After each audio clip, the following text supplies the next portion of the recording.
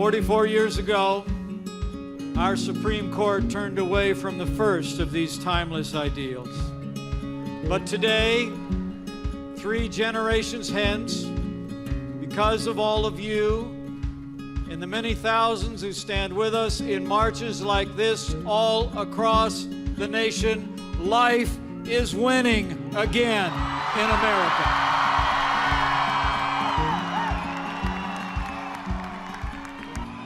That's why this administration will work with the Congress to end taxpayer funding of abortion and abortion providers.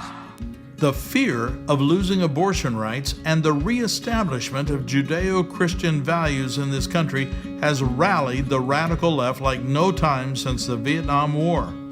Ed Meese, former U.S. Attorney General, encourages we who believe in the sanctity of life to stand together and to fight for this noble cause.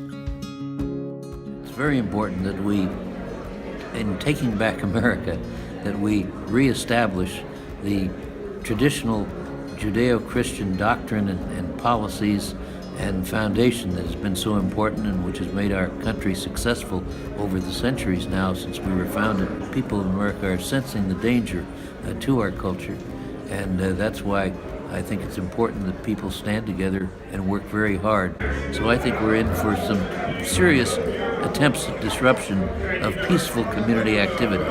Planned Parenthood originally was founded by a woman, Margaret Sanger, who is deceased. I think the greatest sin in the world is bringing children into the world. She started the Birth Control League because abortion was illegal during the 1920s, 30s, 40s, 50s, and 60s. Margaret Sanger said that colored people are like weeds and they need to be exterminated. We don't want the word to get out, so let's cultivate some of their leaders. Her efforts began to expand beyond the Negro population into the Latino and other minority communities and to the underserved, the poor. And so in her thought process, there was a superior race, although we know there's only one race, the human race, one blood, Acts 17:26. She worked with the Ku Klux Klan during her lifetime. She worked with the Negro Project, a sterilization project for men and women of color. And so that work was kept secret. But blessedly, in this last decade of the 21st century, leading up now to the new presidential administration that we have, where our President Trump has reversed the Mexico City policy, saying that you don't send money, good tax dollars overseas to people who do abortions, appointing a Supreme Court justice who is pro-life, and many other such similar actions.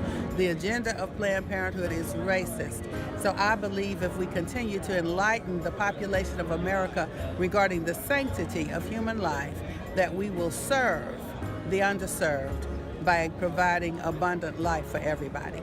Well, I think that people have a right to express their views on the sanctity of life and to forcefully act to promote and support officials who will act on these views.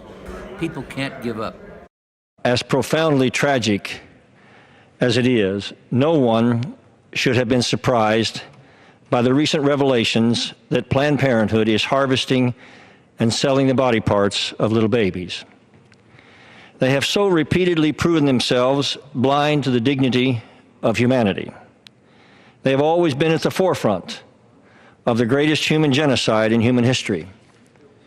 And Planned Parenthood is the #1 advocate of killing more than 3,000 little unborn American babies every day.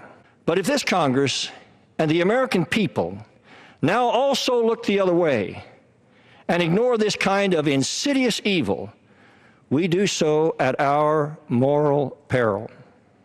We must not let the continuous and repeated manifestations of this unspeakable evil of killing late-term pain-capable babies and selling their body parts to go unanswered. And Planned Parenthood, who for financial gain uses partial birth abortions to deliberately harvest intact body parts of innocent babies who they have deprived of the chance to even be born. Many of them cry and scream as they are killed, but because it's amniotic fluid going over the vocal cords instead of air, we can't hear them. It is the greatest human rights atrocity in the United States today. And for us to now stand by and allow it all to continue unabated while Planned Parenthood sells the body parts of these little murdered children is to desecrate everything that America was meant to be, and for those noble Americans who died to make it come to be. It is time for the Senate to pass the Pain-Capable Unborn Child Protection Act. Protecting little pain-capable unborn children and their mothers is not a Republican issue. It's not a Democrat issue.